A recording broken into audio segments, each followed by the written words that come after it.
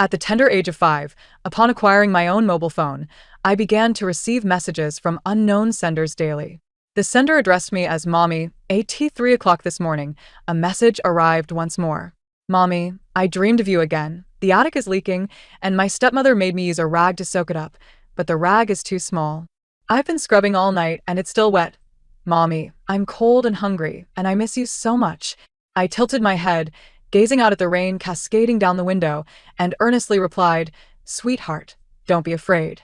Where are you? Mommy will bring you something delicious. 1. Who are you? The response from the other side came swiftly. I was perplexed, blinking my big eyes in confusion, then pouting my little lips. Didn't you call me Mommy? Why, then, were they now inquiring about my identity?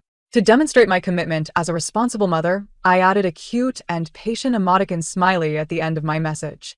Yet, I waited for an extended period. Eventually, I drifted off to sleep without receiving a reply from my daughter. The following morning, I rubbed my sleepy eyes and instinctively reached for my phone. On the screen, a message from my daughter awaited. You are not my mommy. My mommy passed away 5 years ago. I glanced at my round little belly, indignantly placing my hands on my hips. That's quite rude. I am 5 years old this year, lively and full of energy. After a moment, a realization dawned upon me. Surely, her mother had vanished 5 years prior. My mother had once told me that when a person disappears, they are reborn. This year, I too am 5. Perhaps, I truly am her mother. When playing house, I was the most renowned gold medal mother among the children. Just as I was about to share this delightful news with her, my daughter sent me a new message. Though I do not know who you are, thank you. This is my mother's phone number from before she passed. And today is my 18th birthday. If possible, could you wish me a happy birthday?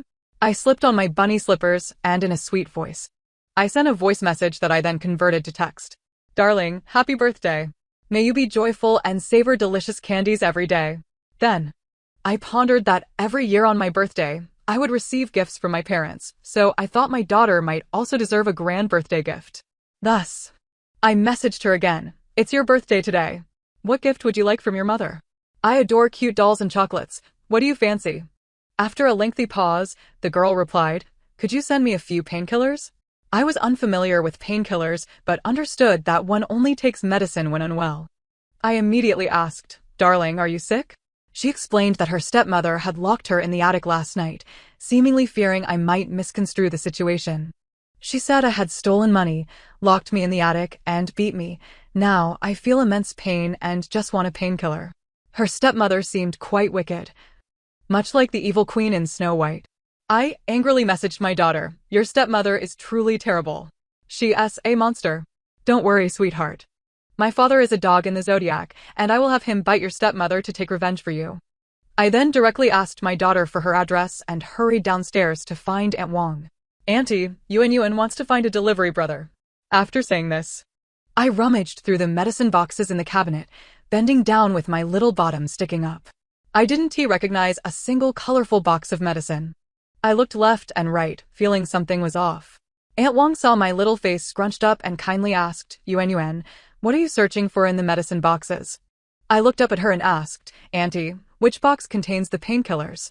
Upon hearing my question, Aunt Wong immediately became anxious, scooping me up from the floor and gently touching my forehead and palms. What is wrong, my dear Yun? Are you feeling unwell? I obediently shook my head. I am not unwell, but my daughter is celebrating her birthday today, and I want to send her painkillers. Aunt Wong thought I was celebrating a doll's birthday and smiled as she corrected me. Sweetheart, for a birthday, one should eat cake, not painkillers. At that moment, I suddenly realized and patted my little head, remembering that for a birthday, I should not only send painkillers but also a small cake and sweet candies. This way, taking medicine wouldn't be so bitter. I promptly asked Aunt Wong to help me order a cute little cake. Though she didn't quite understand what I was doing, she kindly assisted. I ordered an adorable starry Duffy cake, bought 2 boxes of painkillers for my daughter, and included the cherished filling candy that I had been reluctant to eat myself. All of this was placed in a cute pink bag for the delivery brother to take to my daughter's school. Dear darling, I've prepared many gifts for you. After taking your medicine, remember to have a piece of candy so it won't be bitter. Happy birthday. Once the order was completed, I specifically inquired with the delivery brother, "Brother, is my daughter doing all right?" He sighed softly. "That little girl has bruises all over her body, as if she has been mistreated. Her clothes are patched up, and her complexion is pale. She looks quite pitiful." My heart sank upon hearing this. After all, which mother wouldn't be concerned for her daughter? Soon, my daughter sent me a photo of her eating cake. "Thank you. This is the first birthday cake I've had since my mother passed, and it is delicious, and the candy is so sweet. It's all right, sweetheart, from now on. On every birthday, Mommy will take you for cake." "Thank you, Mommy." I happily opened my phone and searched online for how to raise a daughter. The internet suggested that a daughter should be raised with abundance, given the finest things in the world. Suddenly enlightened, my gaze fell upon my pink piggy bank. When my mother entered my room with a strawberry milkshake, I was busy smashing my pink piggy bank with a little hammer. Coins scattered across the carpet like popping candy, and I bent down to pick them up one by one. This one for my daughter's candy, this one for her little dress, this one for the latest toy, and this for Dad, to teach my daughter's stepmother a lesson. My mother, leaning against the wall and smiling at me, asked, Yuan, why did you smash your beloved piggy bank? Are you wanting to buy a new toy?" I excitedly hugged my mother and told her now I also have a daughter, so of course I must raise her. My mother was taken aback by my words. "Where did you get a daughter?" I pointed to the screen of my phone, saying, "I found her. She's a poor little girl without a mother, bullied by her stepmother.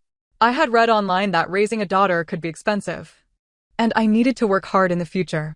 My mother looked at me with a bewildered expression, patiently explaining, "Sweetheart, there are many bad people in this world. Not everyone loves you like your dad and me. Perhaps the person on the other end is a fraud. But I wouldn't believe it, no. If it were a fraud, they would ask for many gifts. But my daughter only asked for a painkiller. Her mother left her. If I, as her new mother, didn't care for her, she would certainly be bullied to death by her stepmother." My mother sighed. "No, the police will help her." I shook my little head. "The police can't help everyone, but I am her mother, and I will protect her well." Just then, my father walked in and heard my words, causing his briefcase to drop to the floor. "What? My darling is a mother now? But sweetheart, you are still little. You can't even tie your shoelaces." "When I become a mother, I want to need to tie my shoelaces," I retorted. Being a mother only requires wiping away tears, sharing candies, and I stood on my tiptoes to kiss my parents' cheeks, declaring, "Every day, I will say I love you 100 times. I believe I can be a good mother." My parents, left without any retort, sighed softly. "All right, we believe you can be a good mother. However, we must ensure your safety, so we will conduct a discreet investigation into that girl." I didn't understand what my parents were discussing, but I knew my daughter was very obedient and well-behaved. My parents would surely like her. That evening, my daughter sent me a photo of a dark attic, with a thin quilt spread over the cold floor. "This is where I sleep every night." My heart ached as I looked at the dark space. I quickly took a picture of the star lamp in my room. "Don't be afraid, sweetheart. I will share my star lamp with you." She replied with a smile, "Okay." Turning my head, my daughter sent me a photograph, a faded family portrait. She wore a radiant smile, and the woman holding her was strikingly beautiful, adorned with a prominent birthmark on her ear. I climbed out of bed and gazed at my own ears in the mirror. Turning back, I boasted to my mother, "Look, Mom. I have a mark on my ear just like my daughter's mother." I deliberately took a picture of my ear. My husband once told me that those who have passed away return to this world bearing gifts. Just look at the birthmark on my ear, it mirrors your mother's. The phone remained silent for a considerable time before the girl on the other end gently replied, "Will you always stay with me, Mom?" "Absolutely," I said with conviction. For I understood that this was far from a mere game of pretend. In this moment, I had a true daughter. I would forever stand by her side. That evening, my grandparents had just sent me a monetary gift. Generously, I promptly forwarded the red envelope to my daughter. The girl on the other end was taken aback. "Why are you giving me money?" I replied, "You are my daughter, and mothers are meant to give their daughters pocket money." To my surprise, she immediately returned the transfer. The chat window indicated she was typing, but it took a long while for her response to arrive. "Thank you, but I really can't accept your money. My father is a sailor, and he pays for my tuition and living expenses regularly. I can eat at school.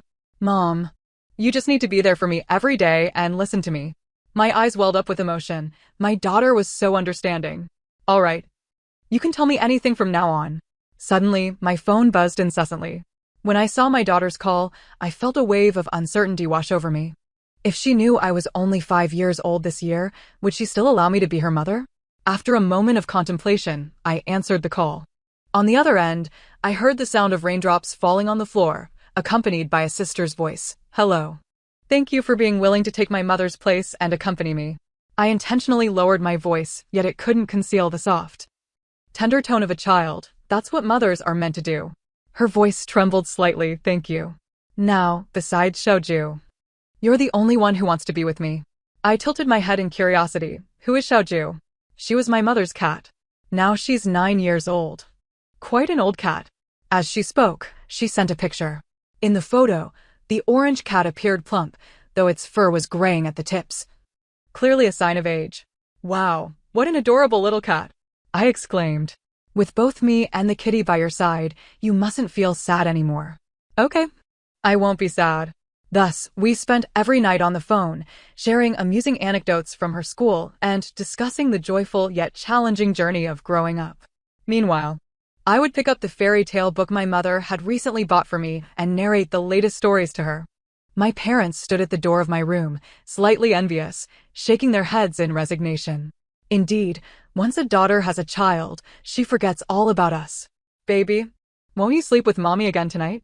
I raised my little head excitedly. Mommy, my daughter's name is Zhang Qiuyu, a truly beautiful name. She sounds like a lovely little princess. My father nodded helplessly. Yes, your daughter is better than mine. I pouted. Your daughter is quite wonderful too. However, soon after, everything took a turn for the worse. For 3 consecutive nights, I perched my little bottom, eagerly awaiting my precious daughter's call, but there was no news at all, not even a text. A sense of foreboding crept into my heart. What if something had happened to my daughter? Just as I was anxiously brainstorming solutions, I suddenly received a message from her. Help me. I quickly roused my sleeping parents, my face filled with concern. Mom and Dad, my daughter is in danger. We must go save her. It was my first visit to the entrance of the community where my daughter lived, even though it was the dead of night. A crowd had gathered at the base of the building, their faces alight with amusement as they watched the spectacle. Did you hear? Xiaoyu's stepmother brought an old man to set her up on a blind date, and Xiaoyu refused vehemently. The stepmother then threw the cat from the building. This is what stepmothers are like, truly vicious. I wonder what that child's father is thinking, hiring an outsider to look after the child. What does it matter? The child's father is a sailor, drifting at sea for most of the year.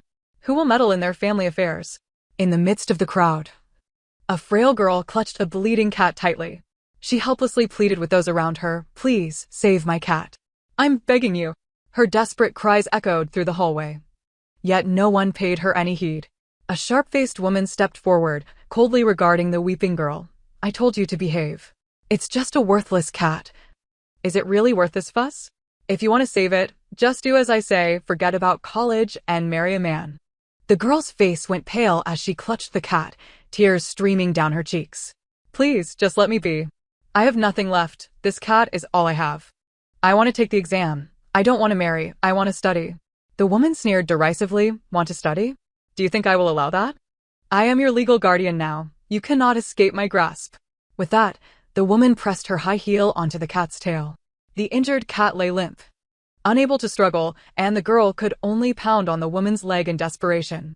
The woman scoffed, "If you want to save the cat, call your dad and tell him you want to marry instead of studying. Otherwise, I will ensure you can neither study nor save the cat." The girl hung her head, her eyes void of hope, as if she had resigned herself to her fate. In a hoarse voice, she finally uttered, "All right, I'll call my dad." Witnessing the scene ignited a fury within me. How could my precious daughter be subjected to such cruelty? In a fit of rage, I broke free from my mother's embrace, pushed through the crowd, and confronted the wicked woman. I placed my hands on my hips and pointed at her. "What do you think you're doing? You won't bully my daughter while I'm here." The woman erupted into laughter. "Where did this little brat come from? Child, are you out of your mind? I am this girl's mother, her legal guardian. I discipline my daughter. How could that be bullying?" The onlookers roared with laughter at my absurdity, as if they were enjoying a spectacle. The wicked woman approached me with a smirk. "Little one, you shouldn't meddle in adult affairs. Ultimately, all consequences will fall upon her." My daughter gazed at me in disbelief, her eyes filled with a mixture of emotions. I didn't expect you to be a child, she whispered, tears streaming down her face. I never imagined you would truly come to rescue me. Before she could finish her thought, the woman's hand gently fell on the girl's back. My daughter trembles uncontrollably. Pleading with me, I'm fine, you don't need to worry about me. I just ask that you take good care of little Orange. With reddened eyes, she hands the frail kitten to my embrace. Thank you for truly coming. Instantly, I am overcome with tears, cradling the weakened little Orange. For I realize that as a mother, I am utterly powerless to protect my precious daughter. Suddenly, I hear my mother's voice behind me. Stepmother, everything you have just uttered will serve as evidence in court. As a distinguished lawyer from Huagua, I have ample reason to suspect your malicious intent to commit marriage fraud and child abuse. A prominent lawyer from Huagua? Is that the renowned attorney with a flawless record?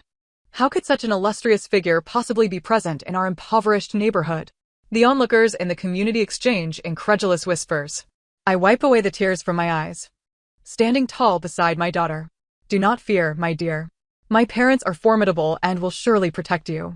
I take her hand and she meets my gaze, gripping it tightly. All right, I'm not afraid. My mother smiles at me, then turns to the woman. You must be the stepmother of little Zheng Qiuyu, correct? Are you aware of your actions today in front of her father? I have no qualms about utilizing our firm's legal department to pursue this case against you. The air at the entrance of the community feels as if it has been abruptly siphoned away. The stepmother pales, disbelief etched across her face as she stares at my mother. Great lawyer, I know your heart is kind, but how I discipline my child is my own affair. Do not meddle in others' family matters and tarnish your firm's reputation. The neighbors, unable to contain their opinions, chime in. Exactly. Can't she manage her own child? Some people just love to meddle. I cannot hold back and step forward, cradling the injured kitten. How can one manage a child? By bullying my daughter's beloved kitten? I, too, am a mother, and I cannot bear to see my precious little one shed a single tear. A mother exists to shield her child from sorrow and heartache. This wicked monster does not deserve the title of mother. No one would reward her with a gold star for playing house. Though I stand straight. The terrifying visage of the monster sends shivers through my voice, betraying my fear. Yet, I do not waver. For I know I am a mother. The vile woman scoffs. You're her mother? Little one, do not bring your play acting into reality. The crowd begins to murmur. No way. How could such a prominent and wealthy figure come to our place? Is she perhaps an actress hired for this? But this seems unprofessional. To hire a 5-year-old to play the role of a mother, as if it were merely a game. It dawns on the woman, and she suddenly kicks my daughter. You little wretch, where did you find this person? I see now, you must have deliberately sought out an actress to deceive me. Let me tell you. Even if you brought the King of Heaven, it would be futile. Just give up on your studies and marry for a dowry. I am in need of a new car. Faced with the still menacing monster, I break down in helpless tears. Daddy, someone is bullying my baby. Hurry and come bite her. My father, filled with concern, lifts me up and instructs his assistant to take little Orange to the hospital for treatment. He then turns to the wicked woman.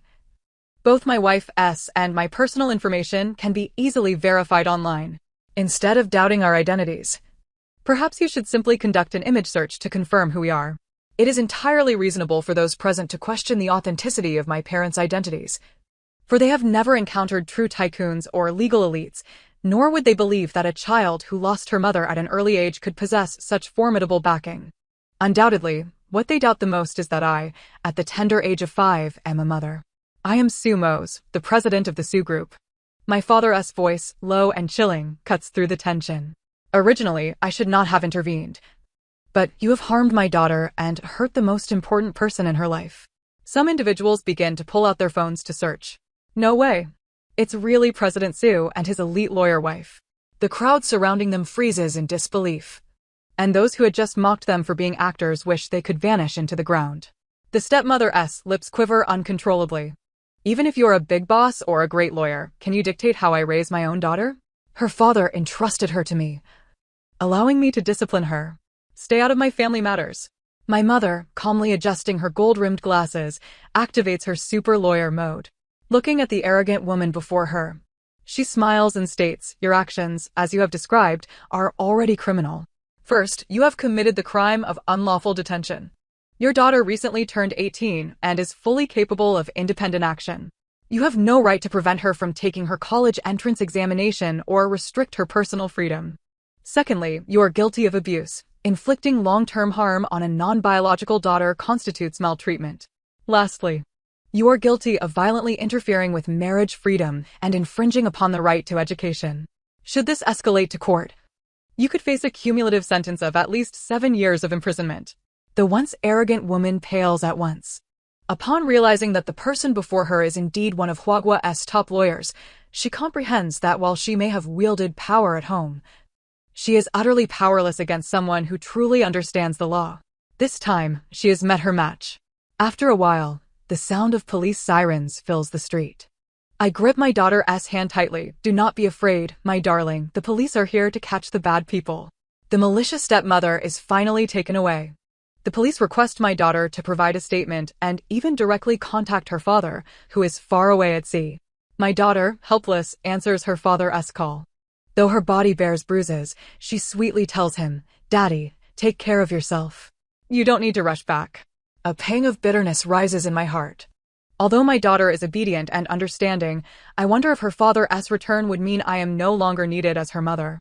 Unexpectedly, my daughter's next words are, "Don't worry, I'm not alone right now. I have a little mommy who loves me." Eagerly, I nod. My voice sweet and childlike as I assure the person on the other end, "Uncle, rest assured, I will take good care of your daughter." Upon learning of his daughter's ordeal, her father vows to divorce and pursue legal action against the stepmother. He advises that she must prioritize her safety and take care of herself during this time.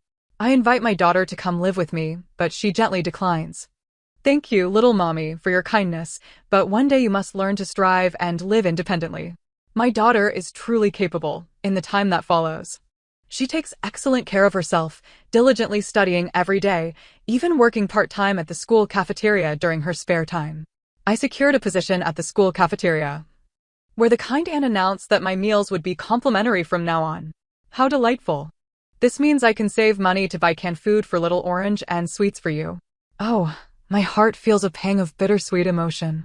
My daughter, in her first endeavor to earn money, is already thinking of me and little Orange. What a considerate child she is. Although I yearn to savor the candy she wishes to buy for me, I resolutely shook my head. "Mama, I checked online. And there will be many occasions where you'll need money in the future.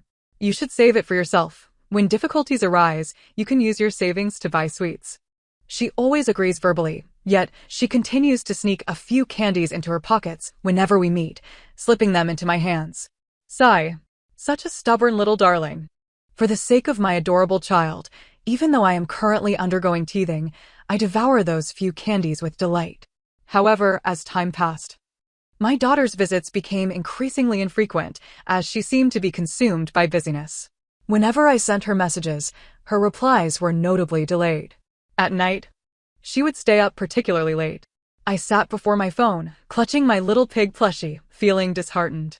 Mama approached and enveloped me in a comforting embrace, softly inquiring, "What troubles you, my dear Yuan Yuan? What has caused my precious child such unhappiness?" With a face full of grievance, I replied, "I feel like my daughter has been chatting with me less and visiting less. We used to talk until bedtime, but now she is always busy." Mama gently stroked my head, her expression filled with sympathy as she said, "Is Yuan Yuan very saddened by this?" I nodded earnestly, confessing, "Yes, it hurts. Even my favorite candies taste bland now." Thus, Mama explained, Xiaoyu is about to take her college entrance examination, the most significant test of her life. It concerns her future, and she must give it her all. I tilted my head in confusion. Is the college entrance examination more important than Mama? Mama paused for a moment, then replied, "The exam is not more important than Mama, but in my heart, your future is what matters most. I can always be by your side. And Yuan Yuan can always support Xiaoyu, but if you truly love her, you must encourage her, believe in her, and cheer for her future." I gazed up at Mama, only half comprehending I love my daughter, so I will patiently wait for her to finish her exams. Then we can play together every day. Mama shook her head gently. "That's not possible. Xiaoyu may go to university in another city, perhaps even work elsewhere, and eventually marry and start a family. Her life will become increasingly rich, and the time I occupy in her world will diminish. You are merely a ray of light in her vibrant world, accompanying her through the most challenging journey. I still couldn't grasp it fully, so will Mama leave me too? Mama's voice caught in her throat. Yes, I will leave one day, eventually. I will completely vanish from Yuan's world, but my love will remain. I will always love you. Yet, because I love you, I will let you go to create your own world.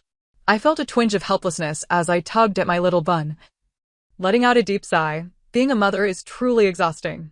You must eagerly anticipate your child's growth while simultaneously encouraging yourself to let go. Although it is difficult and challenging, I believe I can be a good mother. Mama hugged me tightly. I believe so too. My daughter will surely become a wonderful mother in the future. From that day forth, I often peered at the calendar, counting down to the college entrance examination. I was learning how to be a non-clingy mother. On the day the exams concluded, I was overjoyed, for my daughter sent me numerous messages proclaiming her excellent performance. She had the chance to attend her dream university. Upon returning from kindergarten, I quickly donned my little backpack and stealthily stuffed it with delightful candies. My father, puzzled, asked, "What's the matter? Off on another adventure?" I beamed a wide smile. My daughter did exceptionally well on her exams. I want her to have the tastiest candies in the world. My parents retrieved a small gift box from the drawer. This is a graduation gift we prepared for Xiaoyu.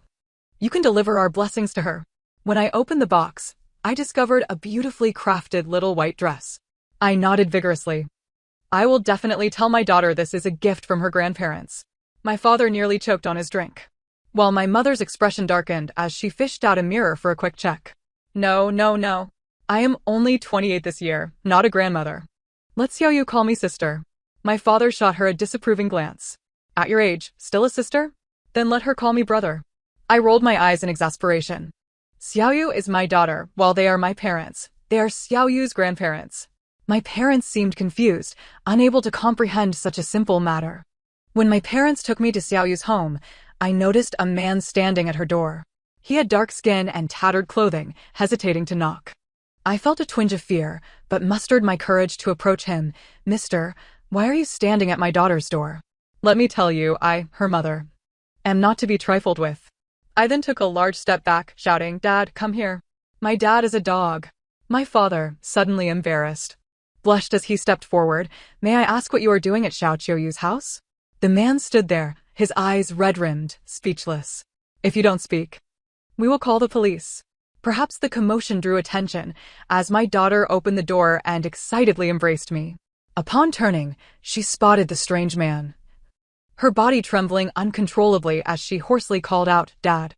Tears finally streamed down the man's reddened eyes. "I'm sorry, Dad. I never imagined you would be living like this." He confessed, "I resigned from my job, no longer going to sea. I plan to find work nearby so I can be there for you." "I'm sorry, Mama, for not taking better care of you." My daughter gently wiped the tears from her father's eyes and smiled. "Look at me, I'm doing well."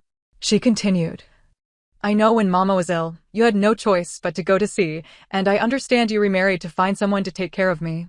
But, Dad, I've grown up now, I can share the burden with you. You don't have to shoulder all the blame," she proudly declared. "I have met someone very important, my little mama, who has always protected me. These are her parents, and they are incredible people." I held my head high indeed. I have taken excellent care of my daughter. She also performed remarkably well on her exams. The man, upon hearing this, bowed to us with gratitude. "Thank you so much." Seeing the man clad in patched clothing tugged at my heartstrings. After all, if my daughter's father is struggling, wouldn't she also have to endure hardship? Thus, I clung to my father's leg, pleading, "Dad, you are so capable. Please help my daughter's father find a job." Just as my father was about to respond, the uncle declined outright. Over the years, I have accumulated some savings from my maritime endeavors, and I intend to rent a modest storefront nearby to sell fast food. I truly feel remorseful for having troubled you so much already. In that moment, my eyes sparkled with excitement. A fast food restaurant. How remarkable. My daughter nodded with a smile. Indeed, my father is an exceptional cook. His culinary skills are extraordinarily exquisite.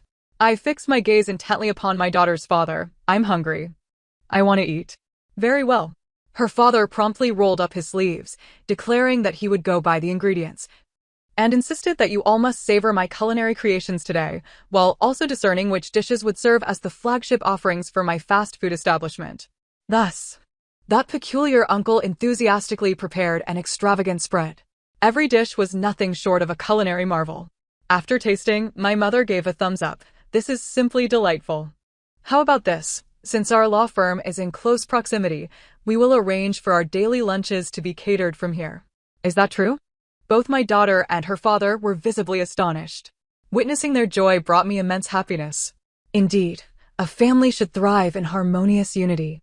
Ever since her father returned, my daughter has not known sorrow. Instead, she shares with me her favorite music and beloved books. On the day she received her admission letter from Hucking University, my mother mentioned that the monstrous stepmother who had previously coerced my daughter into marriage was finally brought to court, where her marriage to my daughter's father was annulled, and she was sentenced to 7 years in prison for multiple offenses. Yet, I remained unfazed by this news for today. My daughter's father announced that he had prepared a grand feast to celebrate her acceptance into her dream university. Observing my fervent enjoyment of the meal, my mother chuckled and asked, "In a few days, your daughter will be studying hundreds of kilometers away. Are you not saddened, Yuan Yuan?" I bit into a pig's trotter and replied with a smile, "My daughter is meant to soar like a bird. My duty is to protect her, not to hinder her flight." My parents smiled with satisfaction upon hearing my response. My daughter then offered me a pair of chopsticks filled with cola chicken wings. "Thank you for being a part of my life, my little mother." The end. Thank you for listening, and I look forward to our next story.